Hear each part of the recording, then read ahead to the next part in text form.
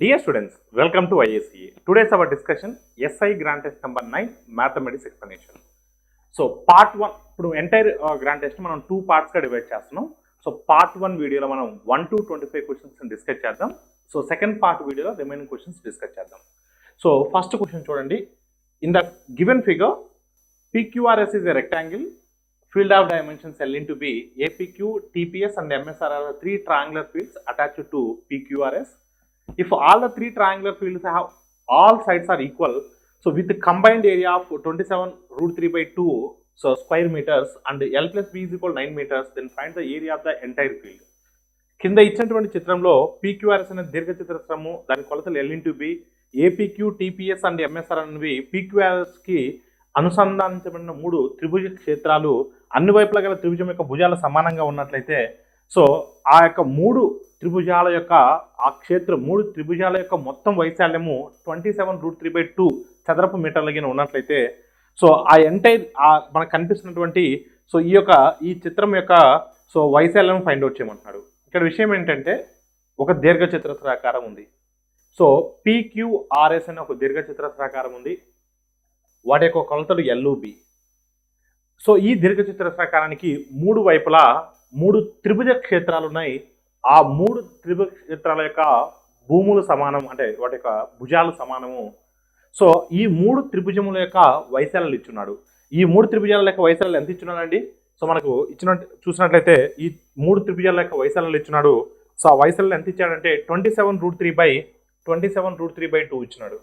27√3/2 ఇచ్చినాడు. ఇది ఎన్ని త్రిభుజాల యొక్క వైశాల్యం అండి? 3 త్రిభుజాల యొక్క వైశాల్యం. 3 త్రిభుజాల యొక్క వైశాల్యం. మనకి L plus B కూడా ఇచ్చినాడు. సో ప్రతి భుజం సమానం కదా. ఈ 3 ప్రతి భుజం సమానమైనప్పుడు ఈ B అనేది ఒకసారి మీరు చూస్తే PQ అనేది దీర్ఘచతురస్రాకారానికి వెడల్పు అవుతుంది, రెక్టాంగిల్కి బెత్ అవుతుంది, త్రిభుజానికి బేస్ అవుతుంది, త్రిభుజానికి భూమి అవుతుంది. అవునా కదా? అంటే సో ఇక్కడ అన్ని భుజాలు సమానం కాబట్టి 3 కదా, ఇవి 3 త్రిభుజాలు కదా. నేనేమనుకున్నానంటే, సో త్రిభుజ వైశాల్యం అంటే ఏంటి? 3 అంటే by 3 చేయండి, అప్పుడు ఒక త్రిభుజం యొక్క వైశాల్యం వస్తుంది. 3 1 3 9 9√3/2. 9√3/2 అనేది ఒక త్రిభుజం యొక్క వైశాల్యం. 9√3/2 అనేది ఒక త్రిభుజం యొక్క వైశాల్యం.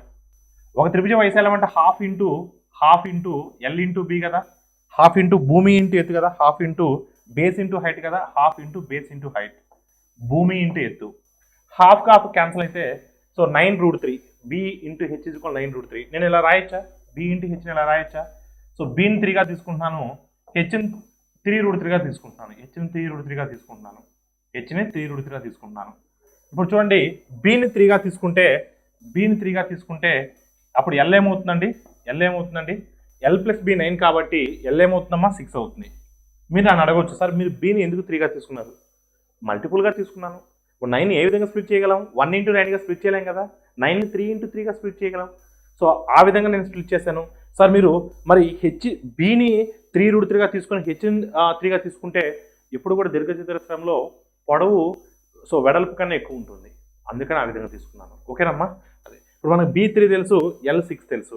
సో ఈ మూడిటి యొక్క వైశాల్యాలు మనకు తెలుసు. ఈ 3 త్రిభుజాలు ఉన్నాయి చూసారా, ఈ 3 త్రిభుజాల యొక్క వైశాల్యాలు మనకు తెలుసు.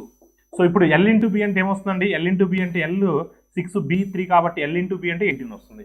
ఈ 3 త్రిభుజాల యొక్క వైశాల్యాలు మనకు తెలుసు, దీర్ఘచతురస్రాకారం వైశాల్యం కూడా మనకు తెలుసు. వీటన్నిటిని కంబైన్ చేస్తే మనకి కనిపిస్తున్నటువంటి ఈ యొక్క పిక్చర్ యొక్క ఈ క్షేత్రం యొక్క మొత్తం వైశాల్యం వస్తుంది. చూడమ్మా, సో దీర్ఘచతురస్రాకారం వైశాల్యం 18. సో 3 త్రిభుజాల యొక్క వైశాల్యం ఎంత అండి? 27√3/2. సో ఇప్పుడు ఒకసారి మీరు గమనించినట్లయితే దీంట్లోంచి నేను సో 9 కామన్ తీయొచ్చు కదా. ఒకసారి మీరు చూడండి, 9 కామన్ తీయొచ్చు కదా. 9 కామన్ తీస్తే ఏమొస్తుందండి? 9 కామన్ తీస్తే సో ఏమొస్తుందమ్మా? 9 కామన్ తీస్తే సో లేదా 2ని కామన్ తీస్తారా? మనకి ఆప్షన్స్ ఎలా ఉన్నాయి? 9 కామన్ తీస్తున్నాయి, 2 కామన్ తీస్తున్నాయి. చూద్దాం. 9 అయితే కామన్ తీద్దాం. కామన్ తీస్తే ఏమొస్తుందండి? 2 ప్లస్ సో 3√3/2 ఉంది కదా, ఈ ఆప్షన్ ఉంది కదా. 9 కామన్ తీస్తే 2 ప్లస్ 3√3/2 కూడా ఉంది కదా. So your answer is what? Option B. Option B is the right answer. All of clear అండి. ఇక్కడ 2ని కామన్ తీస్తే ఏమవుతుంది? 2 9s 18, 2 3s 6 అవుతుంది. కానీ 6/6√3/2 కాదు కదా, 27√3/2 కదా. So your answer is what? Option B. Option B is the right answer. Similarly, we go for the second question. Second question చూడండమ్మా. From a cone of height 24 centimeters, a small cone is cut off at the top. So by a plane parallel to the base, the ratio of the volumes of the smaller cone to the bigger cone, it is what? 1:8. Find the height of the smaller cone. 24 సెంటీమీటర్లు ఎత్తున్నటువంటి ఒక శంకు భూమికి సమాంతరంగా కొంత ఎత్తులో కంతరించిన ఒక చిన్న శంకు పైభాగంలో ఏర్పడిన సో చిన్న శంకు యొక్క ఘనపరిమాణం పెద్ద శంకు యొక్క ఘనపరిమాణాల నిష్పత్తి 1:8 అయితే చిన్న శంకు యొక్క ఎత్తు ఎంత? ఒకసారి మీరు చూడమ్మా, ఒక శంకు ఒక కోన్ ఉందండి.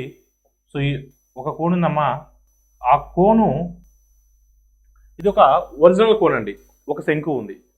సో ఆ ఒరిజినల్ శంకు యొక్క ఎత్తు ఎంతమ్మా? 24 సెంటీమీటర్లు. 24 సెంటీమీటర్లు ఎత్తున్నటువంటి ఒక శంకు భూమికి సమాంతరంగా కొంత ఎత్తులో కత్తిరించాం. చూడమ్మా, ఇదెంతండి? 24. ఇదెంతండి? 24. ఈ హైట్ ఎంతమ్మా? 24. అంటే మనకు కనిపిస్తున్నటువంటి ఈ శంకు యొక్క హైట్ ఎత్తు ఎంతమ్మా? 24. దీన్ని కొంత భాగాన్ని ఇలా కట్ చేసామండి. ఇలా కత్తిరించడం వల్ల మనకు ఇంకొక శంకు ఏర్పడిందండి. ఇలా పై భాగం అనేది చిన్న శంకు అనుకుందాం. ఆ పై భాగం అనేది చిన్న శంకు అనుకుందామండి. ఆ చిన్న శంకు యొక్క ఎత్తు ఎంత అని అడుగుతున్నారు. ఆ చిన్న శంకు యొక్క ఎత్తు ఎంత అని అడుగుతున్నారు. ఇది చిన్న శంకు అనుకుంటే ఈ చిన్న శంకు యొక్క ఎత్తు ఎంత అని అడుగుతున్నారు. ఇది పెద్ద శంకు అనుకుందాం. ఈ పెద్ద శంకు యొక్క ఎత్తు ఎంతమ్మా? హెచ్. ఇది శంకు, దీని యొక్క హైట్ క్యాపిటల్ హెచ్ అనుకుంటున్నాను. దీంట్లో కొంత ఎత్తున మనం కత్తరిస్తే మనకు పై భాగం కూడా ఒక శంకు రూపంలో ఉంటుంది. దాని యొక్క ఎత్తు స్మాల్ హెచ్. వీటి యొక్క వైశాల్యాలు ఇచ్చున్నాడండి. వీటి యొక్క ఘనపరిమాణాల నిష్పత్తి ఇచ్చున్నాడండి. ఘనపరిమాణాల నిష్పత్తి ఇచ్చున్నాడు. చూడండి, ఇప్పుడు ఈ ఘనపరిమాణాల నిష్పత్తి నేను ఈ విధంగా రాసుకోవచ్చా? ఈ విధంగా రాసుకోవచ్చా? సో 1:8 నేను 1 క్యూబ్ 2 క్యూబ్ అని రాసుకోవచ్చు కదా? రాసుకోవచ్చు కదా? ఆల్ ఆఫ్ క్లియర్ అండి. అదే అంటే ఇక్కడ దీని బేస్ ఏమవుతుందమ్మా? 2 భాగాలు. దీని యొక్క బేస్ ఏమవుతుందండి? 1 పార్ట్. అంటే 2 పార్ట్స్ అంటే చూడమ్మా, 2 parts will be equal to ఎంతమ్మా? 2 పార్ట్స్ అంటే సో 2 అనేది పెద్దది కదా, పెద్ద శంకు కదా. పెద్ద శంకు యొక్క హైట్ ఎంత అంటే 24. 2 పార్ట్స్ 24 అవుతే చిన్న శంకు ఎన్ని భాగాలు అంటే 1 భాగం. అప్పుడు 2 పార్ట్స్ 24 అవుతే 1 భాగం ఏమవుతుందంటే 12 అవుతుంది. 2 పార్ట్స్ 24 అవుతే 1 భాగం ఏమవుతుందమ్మా? 12 అవుతుంది. So your answer is what? Option A. Option A is the right answer.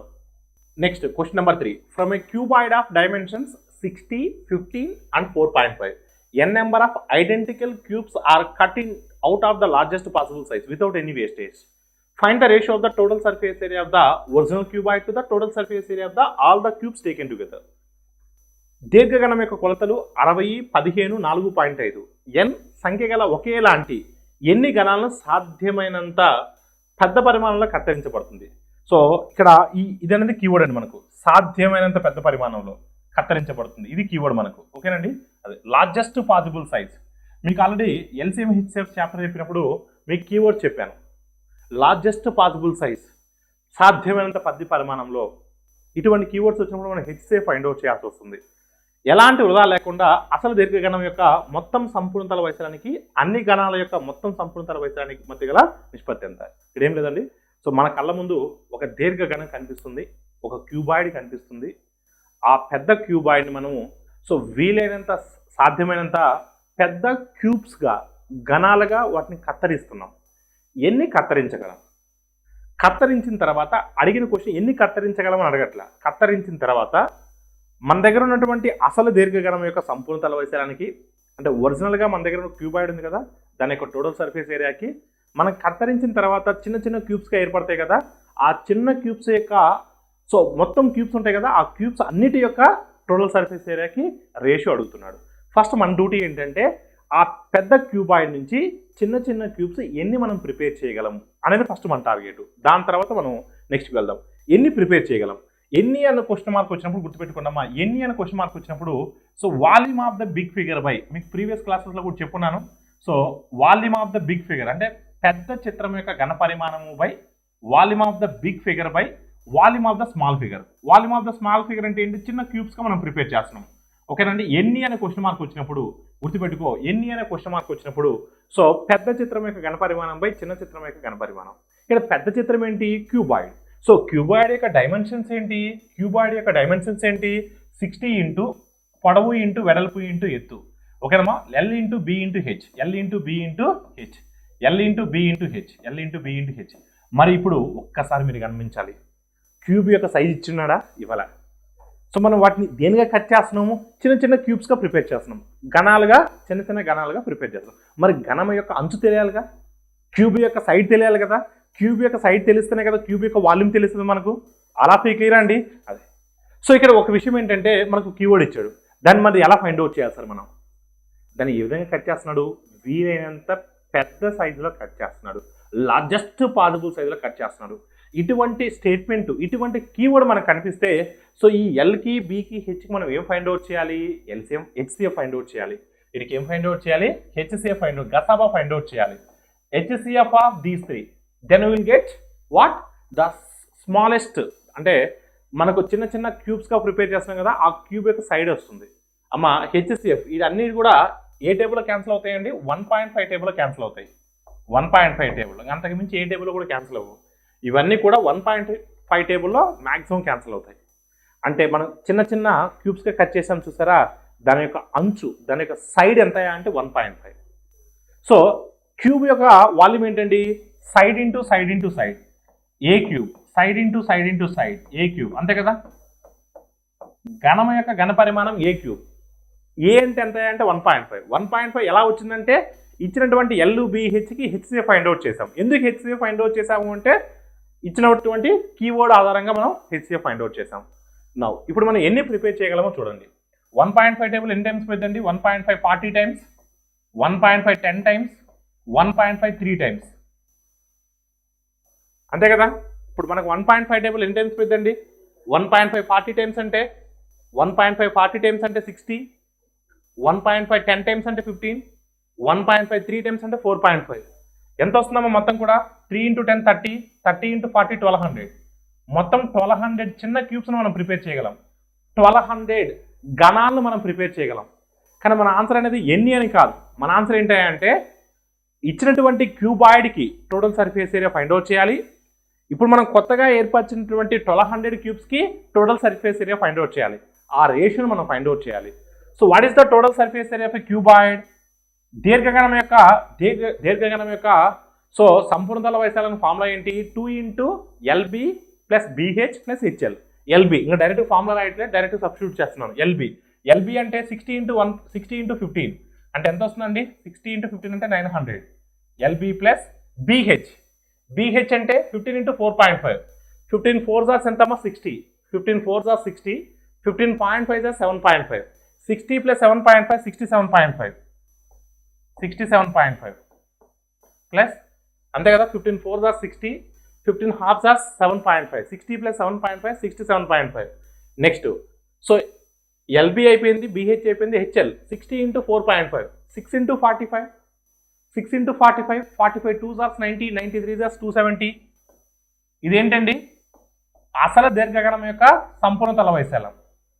ఇప్పుడు మనం కొత్తగా ఏర్పరిచినటువంటి క్యూబ్స్ యొక్క total surface area. Total surface area of A cube 6a², 6 × a², 6 × a² అంటే 1.5 × 1.5. ఇది ఎన్ని క్యూబ్స్ యొక్క టోటల్ సర్ఫేస్ ఏరియా అండి? ఒక క్యూబ్ యొక్క టోటల్ సర్ఫేస్ ఏరియా. ఒక క్యూబ్ యొక్క టోటల్ సర్ఫేస్ ఏరియా 6a². మరి ఎన్ని క్యూబ్స్ ఏర్పరిచాం మనం? 1200 క్యూబ్స్ ఏర్పరిచాం. మరి 1200 × 6 × 1.5 × 1.5. ఇప్పుడు మీరు చూడండి ఆల్ ఆఫ్ యూ, ఇక్కడ 2 డెసిమల్స్కి ఇక్కడ 2 zeros క్యాన్సిల్ అయిపోతాయి. ఇక్కడ 2 డెసిమల్స్ ఉన్నాయి కదా 1.5 1.5లో, ఆ 2 డెసిమల్కి ఇక్కడ 2 zeros క్యాన్సిల్ అయిపోతాయి. అప్పుడు ఏమవుతుందండి? సో మనకు 12 × 12 6 are 72, 12 6 are 72, 15 15s are 225. ఇక్కడండి so ఒకసారి మీరు చూస్తే 270 900, 270 900 అంటే ఎంత వస్తుందమ్మా? 1170 ఒక 67.5. సో 1170 అంటే 170 + 67.5 అప్పుడు ఎంత వస్తుందండి? 237.5. 170 + 60 కదా, అప్పుడు మనకు 170 230 237.5 వస్తుంది. 237.5. సో 1237.5 × 2. ఓకేనమ్మా. 900 270 1170 అంటే 170 ఉంటుంది. 170కి 60 యాడ్ చేస్తే 230, 237.5 × 2. సో దీన్ని మనం మల్టిప్లై చేస్తే ఏమొస్తుందండి? 24 37.5 అంటే 75, 2475. ఇక్కడ 2475 72 into 225 72 into 225 72 5 as ఎంతమ్మా 360 72 5 as ఎంత 360 75 as 350 2 5 as 10 10 plus 350 360 అంటే 360 అంటే 36 is the carry forward 72 2 as ఎంతమ్మా 72 2 as 144 144 plus 6 150 15 is the carry forward. So 17 2s as 30 17 2s as 34 72 2s as 144 144 plus 15 144 plus 15 అప్పుడు ఎంత అవుతుందండి? సో 15 యాడ్ చేస్తే 159 వస్తుంది. 144 కు 15 యాడ్ చేస్తే 15900 15900. So 2475 no. సో 15900 వస్తుంది. 15900. So your answer is what? ఏది కాదు. Option D is the right answer. Question number 4. A conical tank of depth 14 centimeters and radius 7√2 centimeters is to be filled by water flowing from a cylindrical pipe having internal radius of 3 mm. So find the approximate time required to fill the tank if water flows at the rate of 5 meter per minute. So లోతు 14 సెంటీమీటర్లు, వ్యాసార్థం 7√2 centimetres గల శంకువాకార ట్యాంకులోకి 3 mm అంతర్గత వ్యాసార్థం కలిగినటువంటి స్తూపాకార pipe నుండి ప్రవహించే నీటితో నింపాలి. నిమిషానికి 5 మీటర్ల చొప్పున నీరు ప్రవహిస్తే ట్యాంక్ నింపడానికి అవసరమైనటువంటి సుమారు సమయాన్ని కనుగొనండి. ఇక్కడ విషయం ఏం లేదండి, ఒక ట్యాంక్ ఉంది. ఆ ట్యాంక్ ఏ ఆకారంలో ఉందంటే శంకువాకారంలో ఉంది. ఆ ట్యాంక్ ఏ ఆకారంలో ఉందంటే సో కోణాకారంలో ఉందండి, కోణాకారంలో ఉంది.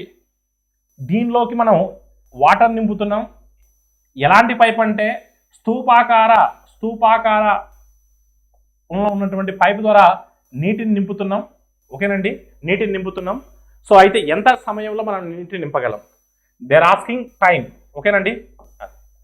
సో శంకువాకార తొట్టి ఉంది అంటే ట్యాంక్ ఉంది. ఈ ట్యాంక్లోకి స్తూపాకారంలో ఉన్నటువంటి ఒక పైపు ద్వారా నీటిని నింపుతున్నాం. ఎంత సమయం అంటున్నాడు. సో టైం అంటే ఏంటి? జనరల్గా కూడా మనకు తెలిసింది ఏంటమ్మా? Distance by speed. అలా ఫిక్స్ డిస్టెన్స్ బై స్పీడ్. చూడమ్మా, డిస్టెన్స్ అంటే volume of the cone. Volume of the cone అంటే ఏంటండి? వాల్యూమ్ ఆఫ్ ద కోన్ అంటే 1/3 πr²h. 1/3 πr²h. శంకు యొక్క వ్యాసార్థం ఎంతమ్మా? 7√2. 7√2 into 7√2.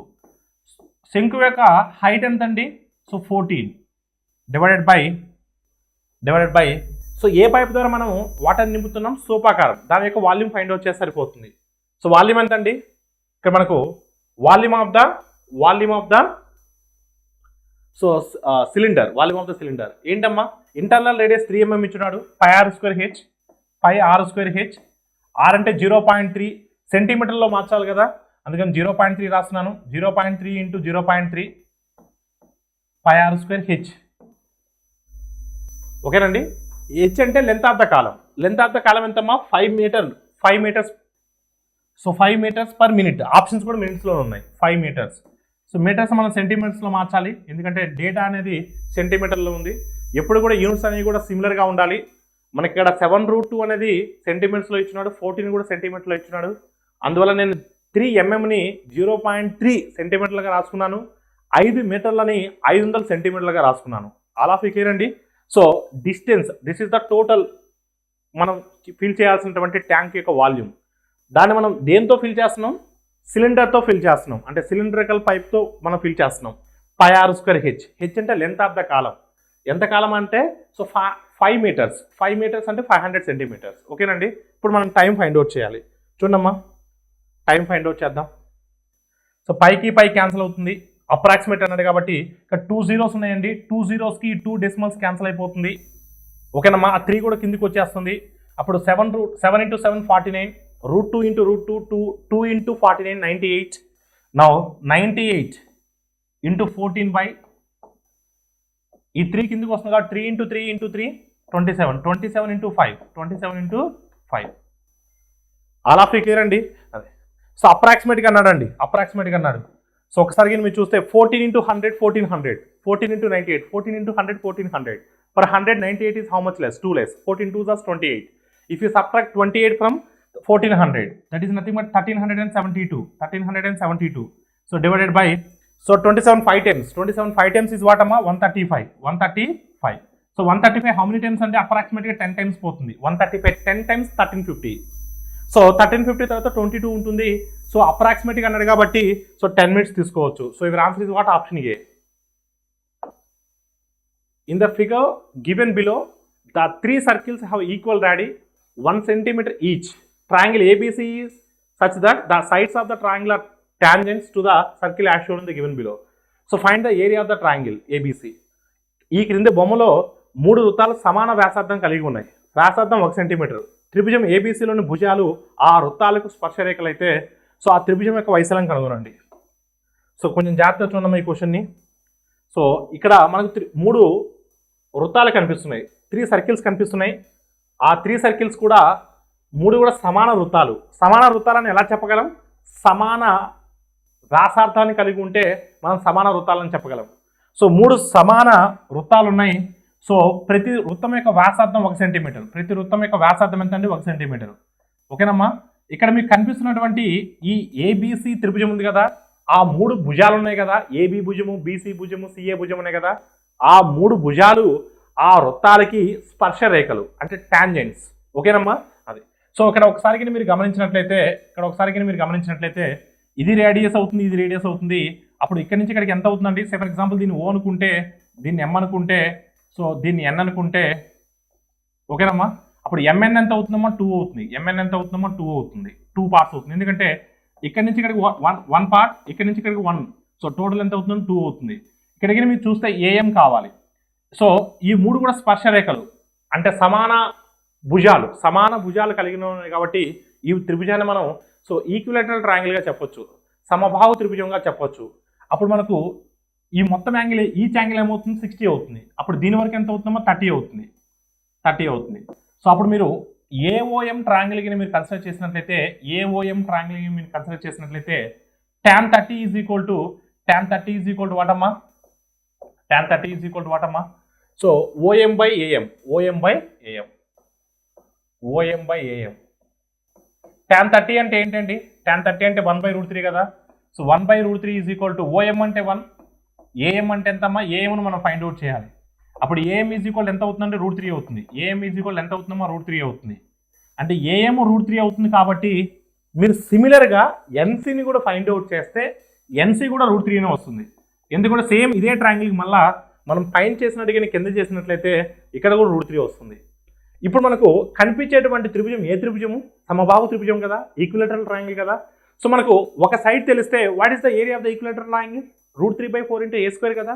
ఏంటో తెలిసి సరిపోతుంది కదా. ఏ అంటే త్రిభుజం యొక్క భుజం కదా, భుజం తెలుసు కదా. ఇప్పుడు మనకు ఇక్కడ నుంచి ఇక్కడ వరకు అంటే 2 + 2√3 అంటే ఒక్కసారికి మీరు చూస్తే ఇక్కడ కనిపించేటువంటి ఈ త్రిభుజం అనేది, సో ఈ త్రిభుజం అనేది ఏ త్రిభుజం అండి? సమబాహు త్రిభుజము, ఈక్విలేటరల్ ట్రయాంగిల్. ఆ ఈక్విలేటరల్ ట్రయాంగిల్ యొక్క సైడ్ ఏంటండి? A is equal to so 2 + 2√3. So A తెలుసు కాబట్టి వైశాల్యం ఎంతమ్మా? వైశాల్యం ఏ ఈజ్ ఈక్వల్ టు √3/4 a² కదా. √3/4 a² అంటే 2 + 2√3² అప్పుడు ఏమవుతుందండి? √3/4 ఇంటూ సో a + b² అంటే 4 + సో 4√3 + 8√3 2ab 8√3. ఇప్పుడు ఒకసారికి మీరు గమనించినట్టయితే 4ని కామన్ తీసి 4ని క్యాన్సిల్ చేయండి. అప్పుడు ఏమొస్తుందండి? 4ని కామన్ తీసి సో a² + b² కదా. అప్పుడు మనకు b² అంటే మనకు b² అంటే 4 ఇంటూ √3² అంటే 3 వస్తుంది. 3 × 4 12 అవుతుంది. 12 + 2ab అంటే 8√3 అవుతుంది. 8√3. సో ఇప్పుడు చూడమ్మా 16 + 8√3 కదా. 4ని కామన్ తీసి 4ని క్యాన్సిల్ చేయొచ్చు కదా. అప్పుడు 4ని కామన్ తీసి 4ని క్యాన్సిల్ చేస్తే సో 16 కాస్త ఏమవుతుంది? 4తో క్యాన్సిల్ చేసినప్పుడు 4 టైమ్స్. 4తో క్యాన్సిల్ చేస్తే ఏమవుతుంది? 2√3 అవుతుంది. 2√3 అంటే √3 × 4 + 2√3. ఆ విధంగా ఆప్షన్ ఏమైనా ఉందా? లేదు. 2ను కూడా కామన్ తీయండి. అప్పుడు 2√3ని కామన్ తీసేస్తే మనకి ఏం మిగులుతుంది? 2 + √3 మిగులుతుంది. 2 + √3 అంటే 2√3 × 2 + √3. 2√3 × 2 + √3. Option A is the right answer. Question number 6. The denominator of a fraction is 3 more than its numerator. If numerator is increased by 7 and the denominator is decreased by 2, so obtained 2. The sum of the numerator, question number 6. the denominator of a fraction is 3 more than its numerator. If the numerator is increased by 7 and the denominator is decreased by 2, so we obtained 2. The sum of the numerator and denominator of a fraction is what? ఒక భిన్నం యొక్క హారము దాని లవం కంటే 3 ఎక్కువ, లవం కంటే 3 ఎక్కువ, లవము 7 పెరిగి హారము 2 తగ్గినట్లయితే 2ను పొందుతాము. అయితే ఆ భిన్నం యొక్క లవము మరియు హారం యొక్క మొత్తం ఎంత? ఒకసారి మీరు గమనించినట్లయితే ఫ్రాక్షన్లో న్యూమరేటర్ డినామినేటర్ ఉంటుంది. So here the denominator of fraction is 3 more than it's numerator. Numerator X అనుకున్నాం అనుకోండి ఫర్ ఎగ్జాంపుల్. డినామినేటర్ ఏంటి?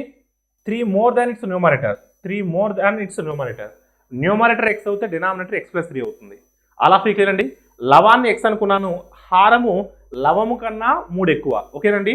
అది లవము 7 పెరిగి చూడమ్మా నెక్స్ట్ స్టెప్ ఏంటంటే లవము 7 పెరిగి హారము 2 తగ్గుతాయి. హారము 2 తగ్గుతాయి. ఓకేనమ్మా, హారము 2 తగ్గుతాయి. లవం ఏమైందండి? లవం ఏమైందమ్మా ఇక్కడ?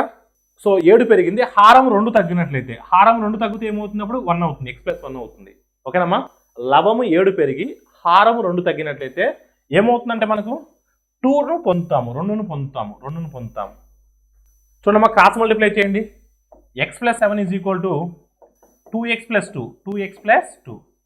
అప్పుడు ఈ x అవతలు పంపించే 2 అవతలు పంపిస్తే x ఈజ్ ఈక్వల్ ఏమొస్తుందంటే 5 వస్తుంది. x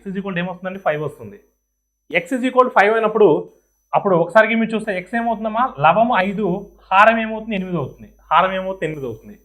లవం 5, హారం 8. సో మనకు కావాల్సిన లవహారాల మొత్తము అంటే numerator plus denominator, some of the numerator and denominator. So ఇవి ఆన్సర్ ఇస్ వాట్ 13. అలా ఫీ క్లియర్ అండి. డినామినేటర్ న్యూమరేటర్ మీద ఆధారపడి ఉంది, అందుకని న్యూమరేటర్ని ఎక్స్ అనుకున్నాను, డినామినేటర్ ఎక్స్ ప్లస్ 3 అయింది. సో న్యూమరేటర్ని 7 ఇంక్రీజ్ చేసి డినామినేటర్ని 2 రెడ్యూస్ చేస్తే సో మనకి x plus 7 by x plus 7 వస్తుంది. ఆ రిజల్టెంట్ వాల్యూ 2కి ఈక్వల్ అంట. సో ఈక్వల్ చేశాను, x వాల్యూ 5 వచ్చింది. x వాల్యూ 5 అంటే x బై x ప్లస్ 3 అంటే 5/8. అడిగింది sum of the numerator and denominator.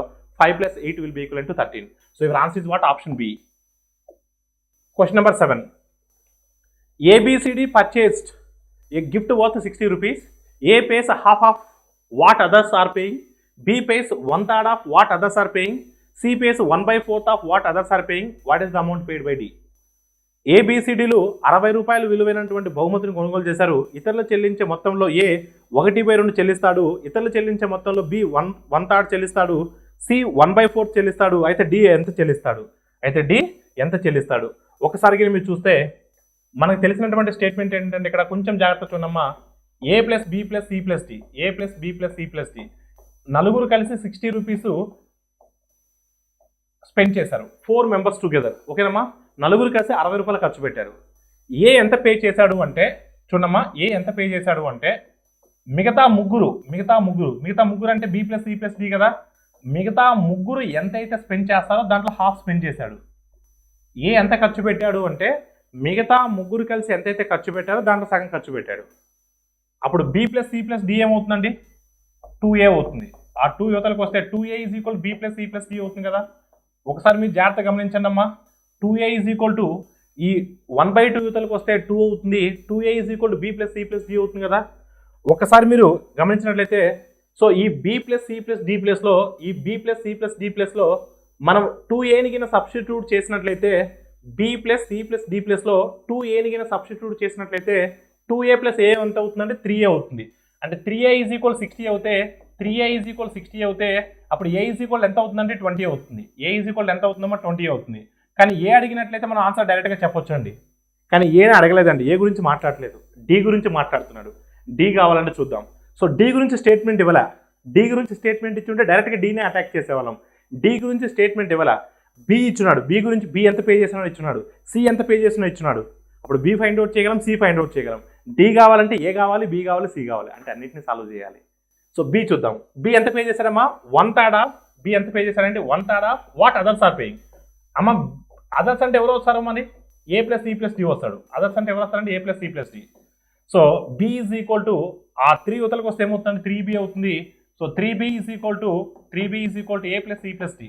అంటే A plus C plus D ప్లస్లో కన్నా మీరు 3Bని కన్నా సబ్స్టిట్యూట్ చేసినట్లయితే ఏ ప్లస్ సి ప్లస్ డిలో కన్నా మీరు 3Bని కన్నా సబ్స్టిట్యూట్ చేసినట్లయితే ఆల్రెడీ బి ఉంది కాబట్టి మనకు 4B వస్తుంది. 4B ఈజ్ ఈక్వల్ 60 అయితే 4b ఈజ్ ఈక్వల్ 60 అయితే b ఈజ్ ఈక్వల్ ఎంత అండి 15, b ఈజ్ ఈక్వల్ ఎంత అండి 15. సిమిలర్ మీరు ఏని ఎలా చేశారో బీని కూడా అలానే చేయండి, సిమిలర్ సిని కూడా అలానే చేయండి. సి ఏంటమ్మా, సి ఎంత పే 1/4 అన్నాడు అంటే C is equal to 1/4 of what others are paying. Others అంటే ఎవరెవరు వస్తారండి, a plus b plus d వస్తారు. అంటే ఇక్కడ మనం దీని నుంచి మనం ఎలా రాయొచ్చండి, so 4c is equal to a plus b plus d రాయొచ్చు కదా. అంటే ఇప్పుడు a plus b plus d ప్లస్లో 4cని సబ్స్టిట్యూట్ చేసినట్లయితే a plus b plus d ప్లస్లో 4cని సబ్స్టిట్యూట్ చేసినట్లయితే ఆల్రెడీ c ఉన్నాడు, టోటల్ 5c అవుతుంది. 5c ఈజ్ ఈక్వల్ 60 అయితే 5c ఈజ్ ఈక్వల్ 60 అయితే c ఈజ్ ఈక్వల్ 12 అవుతుంది. ఇప్పుడు మనకి a తెలుసు, b తెలుసు, c తెలుసు, a plus b plus c plus d తెలుసు. అప్పుడు a ప్లస్ b ప్లస్ cని సబ్ట్రాక్ట్ చేస్తే d వస్తుంది కదా. a ఎంత 20, b ఎంత 15, 20 ప్లస్ 15 35, c ఎంత 12, 35 ప్లస్ 12 47. 60లోంచి 47 సబ్ట్రాక్ట్ చేస్తే రిమైండర్ ఇస్ 13. ఆ 13 ఎవరు d. So d is equal to what 13. d so ఆ యొక్క గిఫ్ట్ కోసం ఎంత ఖర్చు పెట్టాడంటే 13 రూపాయలు ఖర్చు పెట్టాడు. ఏబిసి తెలిసినాయి కాబట్టి ఈ ఏబిసిని మనం ఏబిసిడిలో నుంచి సబ్ట్రాక్ట్ చేస్తే d వస్తుంది. So your answer is what option A. Question number 8.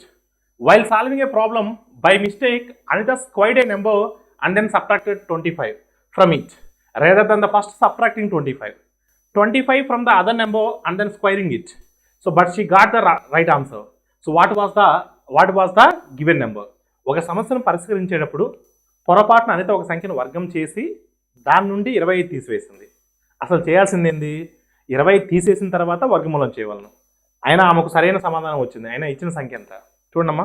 జరిగింది ఏంటంటే అయినా కూడా సరైన సమాధానం వచ్చిందంటే అంటే ప్రీవియస్ని చేసింది సెకండ్ టైం చేసింది సమానం అని అర్థం. ఓకేనండి. ఫస్ట్ చేసిన తప్పు ఏంటంటే ఫస్ట్ ఒక సంఖ్యను వర్గమూలం చేసి చేసిన తర్వాత 25ని సబ్ట్రాక్ట్ చేసింది. అనిత ఏం చేసిందమ్మా, ఒక సంఖ్యని వర్గమూలం చేసి స్క్వైర్ చేసిన నెంబర్ నుంచి 25 తీసేసింది. అసలు చేయాల్సింది ఏంటి, 25 ఒక సంఖ్యలోంచి 25 తీసేసిన తర్వాత వచ్చినటువంటి రిజల్టెంట్ నెంబర్ని మనం స్క్వేర్ చేయాలి. చేయాల్సిందేమో సంఖ్యలోంచి 25 తీసేసి వచ్చిందాన్ని స్క్వేర్ చేయాలి. కానీ అనిత చేసింది ఏంటి, స్క్వేర్ చేసిన తర్వాత 25 తీసేసింది. అయినా కూడా కరెక్ట్ ఆన్సర్ వచ్చిందంట. అయినా కూడా కరెక్ట్ ఆన్సర్ వచ్చింది అన్నాడు కాబట్టి మనం ఈక్వల్ చేస్తున్నా. ఆల్ ఆఫ్ యూ క్లియర్ అండి. అది ఇప్పుడు ఎక్స్ ఏంటో ఫైండ్ అవుట్ చేస్తే సరిపోతుంది. చూడమ్మా, all of you x² - 25 is equal to x² - 25 is equal to దీన్ని ఎలా రాయొచ్చు మనం, x² + 625 - 2ab. -2ab అంటే ఎంతమ్మా 50x. ఇప్పుడు x² కి క్యాన్సిల్ అయిపోతే ఈ 50x అవతల పంపించి ఆ 25 అవతల పంపిస్తే 50x is equal to what అమ్మా, 50x is equal to what 625 + 25 650. అంటే 50x is equal 650, x is equal to what అమ్మా 13, x is equal to what అంటే 13. అంటే ఇచ్చినటువంటి సంఖ్య ఏంటంటే 13. So option C is the right answer. Question number 9. Product of the 2 digit of a 2 digit number is 24. If you add 45 to the number, the new number obtained is a number formed by interchanging the number of digits. So what is the original number? రెండు అంకెల సంఖ్యలోనే ఆ అంకెల లబ్ధం 24. రెండు అంకెల సంఖ్యలో ఆ అంకెల లబ్ధం 24. ఆ సంఖ్యకి 45 జోడించినట్లయితే కొత్త సంఖ్య ఏర్పడుతుంది. ఆ అంకెలను పరస్పరంగా అంటే ఆ కొత్త సంఖ్య దేనికి సమానం అంటే, సో అసలు సంఖ్యలో ఉన్నటువంటి అంకెలను తారుమారు చేస్తే ఏదైతే ఏర్పడుతుందో ఆ సంఖ్య వస్తుందంట. అయితే అసలు సంఖ్య ఎంత చూద్దాం. ఫస్ట్ ఇక్కడ 2 స్టేట్మెంట్స్ ఉన్నాయి. ఏంటంటే ఆ అంకెల లబ్ధం 24 అంటున్నాడు. చూద్దాం ఆప్షన్ చూడండి. సో అంకెల లబ్ధం డిజిట్స్ యొక్క ప్రొడక్ట్ అనేది 24 అంటున్నాడు. సో 54ని మల్టిప్లై చేస్తే మనకు 24 వస్తుందా అంటే మీ ఆప్షన్ కాదు. 4 5ని మనం ప్రొడక్ట్ చేస్తే 24 వస్తుందా రాదు. అంటే 4 5 కూడా మీ ఆన్సర్ కాదు. 8 × 3 అన్నా 24, 3 × 8 అన్నా 24. రెండు ఆప్షన్స్ ఉన్నాయి. సెకండ్ స్టేట్మెంట్కి వెళ్దాం. 45 జోడిస్తే ఇప్పుడు చూడమ్మా 83కి 45 జోడిస్తే ఏమవుతుందండి, అసలు 3 అంకెల సంఖ్య వస్తుంది. అంటే ఆల్మోస్ట్ మనకు 128 వస్తుంది. అసలు సంబంధమే లేదు. సో 128 వస్తుంది, 3 అంకెల సంఖ్య వచ్చింది ఇక్కడ. ఈ 128 అనేది 83ని తారుమారు చేస్తే ఏర్పడిందా కాదు. అంటే ఆప్షన్ బి కూడా కాదు. ఓకేనమ్మా, 3 ఆప్షన్స్ ఫెయిల్ అయ్యాయి కాబట్టి 4వ ఆప్షన్నే మీ ఆన్సర్గా చెప్పొచ్చు. Option C is the right answer. మళ్ళీ చెక్ చేయాల్సిన అవసరం లేదు. సో మీకు చెక్ చేయమన్నా కూడా చెక్ చేస్తాను. ఇప్పుడు దీనికి 45 జోడించండి. 38కి 40 జోడిస్తే ఏమవుతుంది 83 అవుతుంది. ఈ కొత్తగా ఏర్పడిన 83 అనేది ఎలా అని చెప్పొచ్చు మరొక విధంగా, ఈ 38ని తారుమారు చేస్తే 1వ స్థానంలో ఉన్నది 10వ స్థానంలో, 10వ స్థానంలో ఉన్నది 1వ స్థానంలో తారుమారు చేస్తే 83 వస్తుందా రాదా? అంటే ఇచ్చినటువంటి రెండు స్టేట్మెంట్ని సాటిస్ఫై చేసేటువంటి ఆప్షన్ ఏంటంటే option C. Option C is the right answer. Which are the following statements are true? క్రింది వాటిలో ఏది నిజం? చూడమ్మా ఒకసారి జాగ్రత్త చూడండి. 11 1/2, 17 3/4, -5 1/5, -2 1/10. సో వీటన్నిటిని ఇవన్నీ కూడా మిశ్రమ భిన్నాలు ఉన్నాయి, మిక్స్డ్ ఫ్రాక్షన్స్ ఉన్నాయి, నార్మల్ ఫ్రాక్షన్స్లో కన్వర్ట్ చేయండి. 11 1/2 మనం ఎలా రాయొచ్చు? 23/2 అని రాయొచ్చు కదా, 23/2 అని రాయొచ్చు కదా. ఎస్. 17 3/4. సో చూడండి ఒకసారి, 4 17 10 68, 68 + 3 71, 71/4, 71/4, 71/4.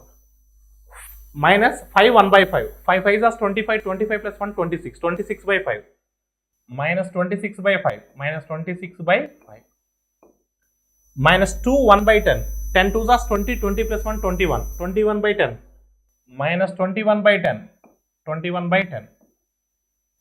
సో చూడండి ఒకసారి, ఎల్సిఎం ఎంత అవుతుందమ్మా? 2 4 5 10కి ఎల్సిఎం ఎంత అండి? 20 అవుతుంది. LCM is 20. LCM is what? 20. 2 10 times 10, 23 times 230. 4 5s are 571 times.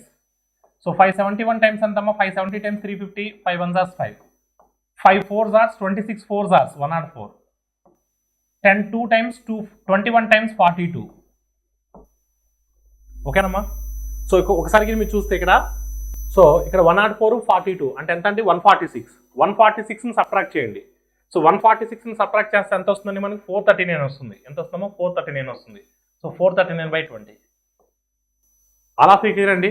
అంటే ఫస్ట్ స్టేట్మెంట్ అనేది ఒకటి మాత్రమే అన్నాడు, రెండు మాత్రమే అన్నాడు. రెండు మాత్రమే అయితే కాదు, ఎందుకంటే ఒకటి కరెక్ట్ కాబట్టి రెండు మాత్రమే అయితే అవ్వదు. 3 మాత్రమే అన్నాడు, ఇది కూడా కాదు, ఎందుకంటే ఆల్రెడీ ఒకటి కరెక్ట్. అలాంటప్పుడు 3 మాత్రమే ఆప్షన్ మనం జోలు వెళ్ళాం. అంటే నన్ ఆఫ్ దీస్ కూడా ఇచ్చినాడు. ఏది నిజం కాదన్నాడు. చూడమ్మా, ఏది నిజం కాదన్నాడు, కానీ ఒకటోది నిజమేగా. అంటే ఫస్ట్ స్టేట్మెంట్ చూసే ఇంకా మిగతా స్టేట్మెంట్ నిజం కాదు అని మనం ప్రూవ్ చేయగలం. అంతేగాని దీన్ని అనవసరంగా క్యాలిక్యులేషన్ చేసే టైం వేస్ట్ చేయొద్దు. మన టార్గెట్ ఎలా ఉండాలంటే ఇచ్చినటువంటి 4 ఆప్షన్స్లో బెస్ట్ ఆప్షన్ టార్గెట్ చేయాలి. నేనేమంటున్నానంటే ఫస్ట్ ఒకటో స్టేట్మెంట్ నిజమని ప్రూవ్ చేశా, ఆప్షన్లు చూసా, ఒకటి మాత్రమే నా ఆన్సర్ ఉంది. నేను క్లిక్ చేయాలి ఇమీడియట్గా, 2 ఆప్షన్కి వెళ్ళా, 2 మాత్రమే అన్నాడు. ఒకటి ట్రూ అయినప్పుడు, ఫస్ట్ స్టేట్మెంట్ ట్రూ అయినప్పుడు రెండోది మాత్రమే అంటే కరెక్ట్ అవుతుంది ఆప్షన్ కాదు. 3 మాత్రమే అన్నాడు, కాదు. ఏది నిజం కాదన్నప్పుడు ఒకటోది నిజమైంది కదా అంటే, so your answer is what? ఆప్షన్కి. మిగతా స్టేట్మెంట్స్ మనం చెక్ చేయాల్సినటువంటి అవసరం లేదు. అందుకని ఎప్పుడు కూడా ఏదైనా ఒక సమ్ము సాల్వ్ చేసినప్పుడు, సో సమ్ము సాల్వ్ చేయక ముందే ఆప్షన్స్ చూడాలి.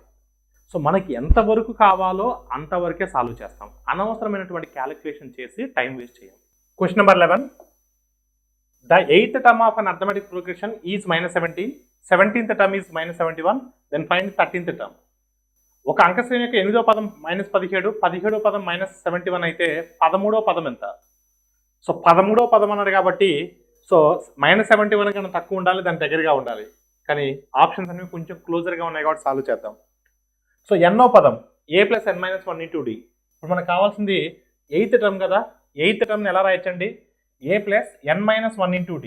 అంటే n - 1 అంటే ఎంత వస్తుందండి? 7d. a + 7d = -17. జనరల్గా మనం ఎంత టర్మ్ ఫార్ములా ఏం రాస్తామండి?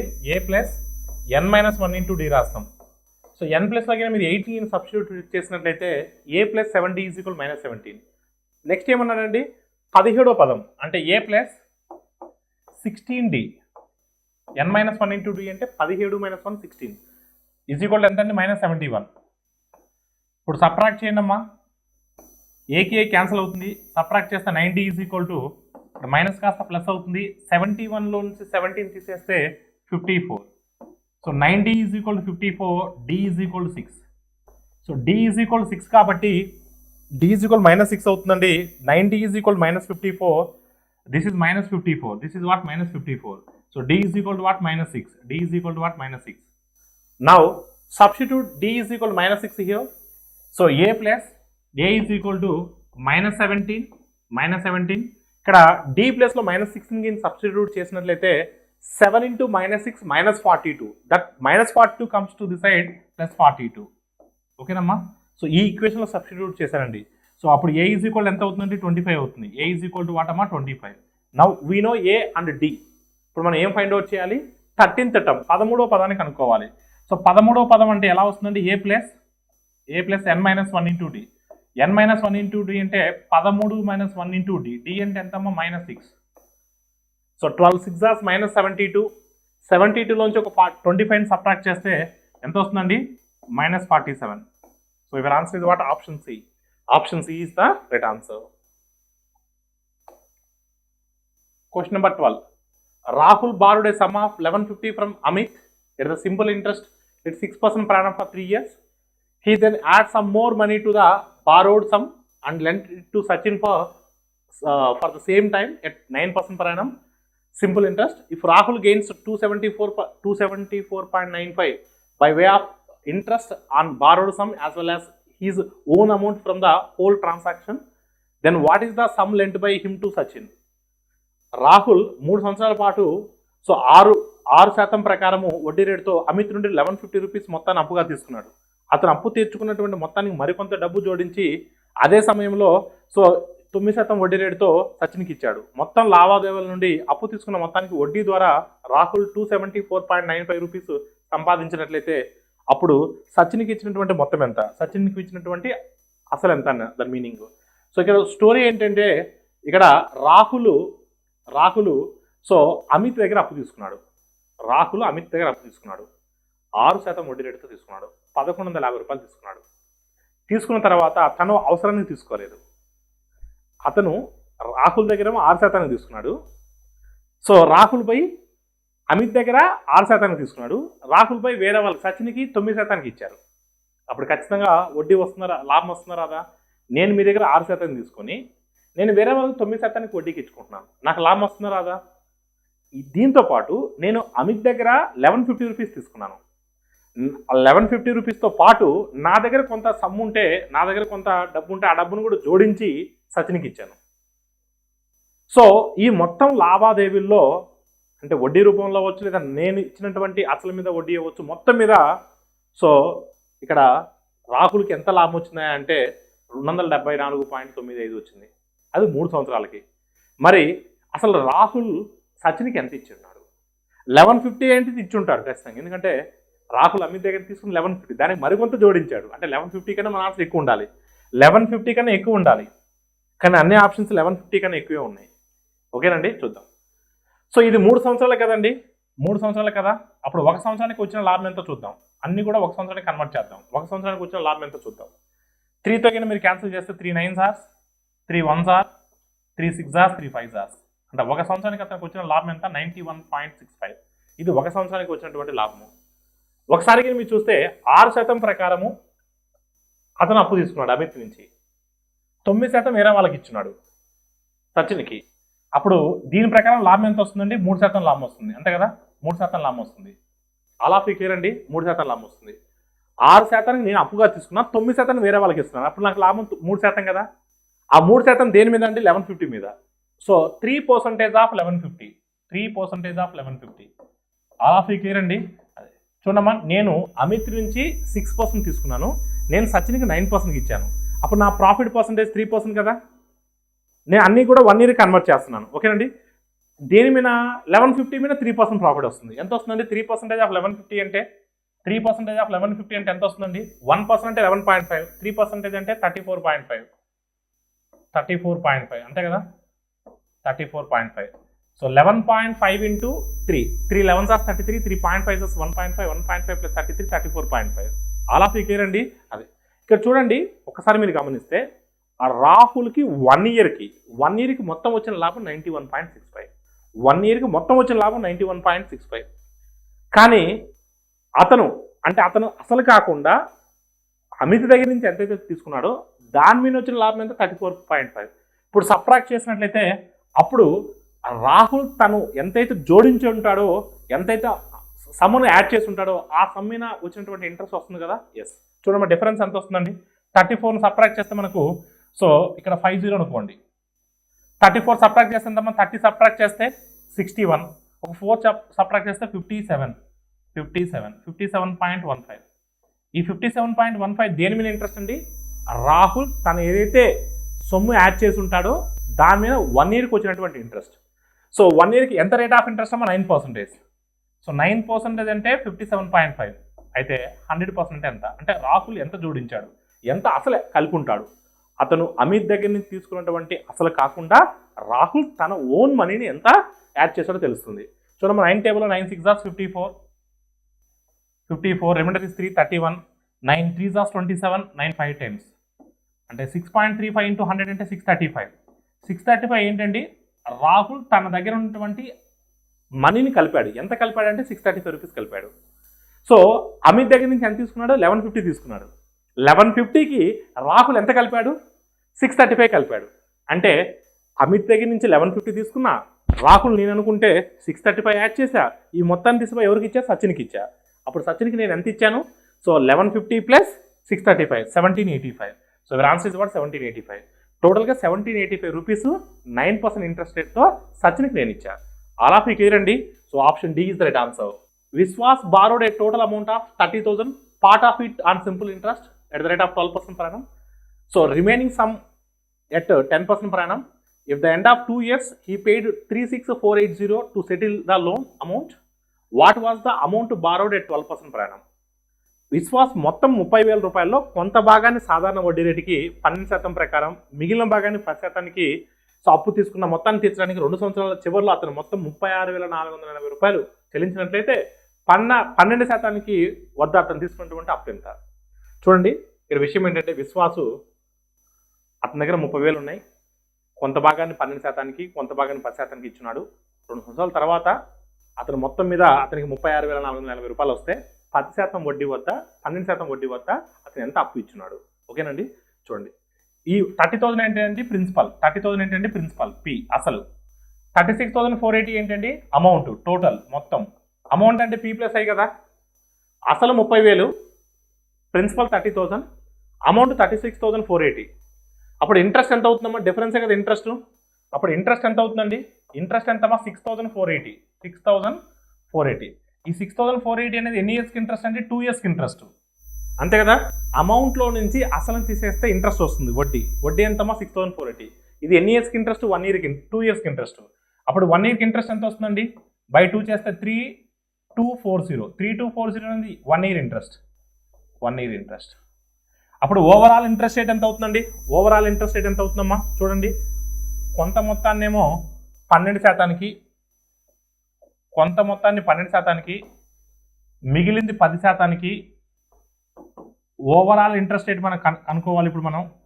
అప్పుడు మనకు ఎవరు ఎంత ఇచ్చినారో తెలుస్తుంది. చూడండి 3240 అనేది 1 ఇయర్ ఇంట్రెస్ట్. దేని మీద అండి? 3240 దేని మీద ఇంట్రెస్ట్ అండి? సో 3240 అనేది 30,000 మీద ఇంట్రెస్ట్. దేని మీద ఇంట్రెస్ట్ అమ్మా? 30,000 మీద ఇంట్రెస్ట్. ఇదేంటంటే ఓవరాల్ ఇంట్రెస్ట్ రేట్, మొత్తం మీద వడ్డీ రేటు. ఇది మొత్తము 1 సంవత్సరానికి వడ్డీ, ఇది మొత్తం అసలు. 1 సంవత్సరానికి వడ్డీ బై అసలు వేస్తే మనకు ఓవరాల్గా వచ్చినటువంటి వడ్డీ రేట్ వస్తుంది. చూడండి 3 zeros క్యాన్సిల్ అయితే సో మనకు 324/30 మిగులుతుంది. 324/30 మిగులుతుంది. 324/30. దాన్ని నేను క్యాన్సిల్ చేయొచ్చు, కానీ క్యాన్సిల్ చేయట్లేదు. ప్రతిదాన్ని 30తో మల్టిప్లై చేస్తా.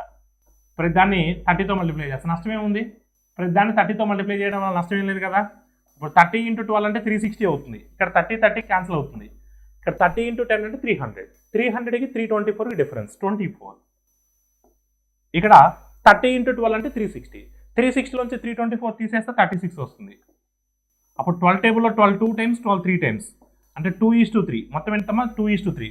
మొత్తం ఎన్ని పార్ట్స్ అంటే 2:3 అంటే 5 parts. 5 parts అంటే ఎంత అండి? 30,000. 5 parts is 30,000. 5 parts is 30,000. Each part is 6,000. 5 6 are 30. అంటే 5 parts is 30,000. Each part is 6,000. అడిగింది 12% కదా. 12% కంటే ఎన్ని పార్ట్స్ అంటే 2 parts. So 5 parts is 30,000. So each part is 6,000. Then 2 parts will be equivalent to 12,000. So your answer is what 12,000. అంటే 12% rate of ఇంట్రెస్ట్కి అతను ఇచ్చినటువంటి అప్పు ఎంత అండి? 12,000 rupees. Option A is the right answer. Question number 14. I had 1,000 rupees with me. Out of this money, I lend some money to A for 2 years. At 15% simple interest, I lend the remaining money to B for an equal number of years at 18% per annum simple interest. After 2 years, I found that A had given me 360 rupees more as interest as compared to B. The amount of money which I had lent to B must have been how much? నా దగ్గర 10,000 రూపాయలు ఉన్నాయి. దాంట్లో కొంత సొమ్ముని ఏకి 15% సాధారణ వడ్డీకి ఇచ్చాను 2 సంవత్సరాల కాలం పాటు. బికి మిగిలింది ఇచ్చాను 2 సంవత్సరాలకి 18% వడ్డీకి ఇచ్చాను. ఆ 2 సంవత్సరాల తర్వాత బితో కంపేర్ చేసుకుంటే ఏ 360 రూపీస్ ఎక్కువ వడ్డీ తెచ్చి ఇచ్చున్నాడు. అయితే బికి ఎంత అసలు ఇచ్చున్నాను? ఒకసారి మీరు గమనిస్తే ఏకేమో 15%కి బికేమో 18%కి, ఇద్దరికి కూడా 2 సంవత్సరాలకే. అలాంటప్పుడు జనరల్గా కూడా ఇద్దరికి ఈక్వల్ సమ్ ఇచ్చి ఉన్నట్లయితే ఎవరు ఎక్కువ తెచ్చేయాలి వడ్డీ? బి ఎక్కువ తెచ్చేయాలి, ఎందుకంటే 18% కాబట్టి. కానీ బితో కంపేర్ చేసుకుంటే ఏ 360 రూపీస్ ఎక్కువ తెచ్చిస్తున్నాడు. అంటే ఏ ఎక్కువ వడ్డీ తెచ్చిస్తున్నాడు అంటే ఏకి మనం ఇచ్చినటువంటి వడ్డీ రేటు తక్కువైనప్పటికీ కూడా ఏనే ఎక్కువ వడ్డీ తెచ్చిస్తున్నాడంటే అప్పుడు ఏకి ఇచ్చినటువంటి అసలు మోర్ దెన్ హాఫ్ ఉండాలి కదా. మరి ఏకి ఇచ్చినటువంటి అసలు మోర్ దెన్ హాఫ్ ఉండాలంటే బికి ఇచ్చినటువంటి అసలు లెస్ దాన్ హాఫ్ ఉండాలి కదా. లెస్ దాన్ హాఫ్ అంటే 10,000 హాఫ్ అంటే 5,000. మన ఆన్సర్ 5,000 కన్నా తక్కువ ఉండాలి.